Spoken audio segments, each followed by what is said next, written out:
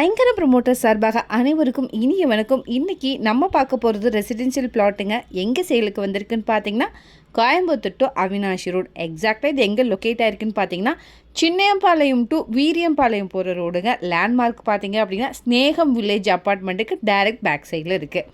இது வந்து பார்த்தீங்கன்னா 2 கமர்ஷியல் ரெசிடென்ஷியல் பர்பஸுக்கு சூட்டபிளான லேண்டுங்க. டீட்டெயில்ஸ் பார்க்குறதுக்கு முன்னாடி ஃபர்ஸ்ட் டைம் சேனலில் பார்க்குறீங்கன்னா மறக்காமல் சேனலில் சப்ஸ்கிரைப் பண்ணிக்கோங்க, பெல் ஐக்கனையும் கிளிக் பண்ணிக்கோங்க. அப்போ தான் ரெகுலராக போடுற வீடியோ உங்களுக்கு வரும்.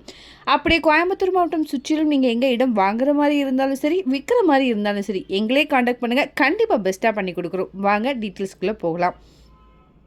டோட்டலாக 5.5 சென்ட்டுங்க. இந்த இடம் வடக்கு பார்த்து அமைஞ்சிருக்கு. இங்கே ரோடோடைய வித்து வந்து பார்த்திங்கன்னா 30 அடியில் இருக்குது.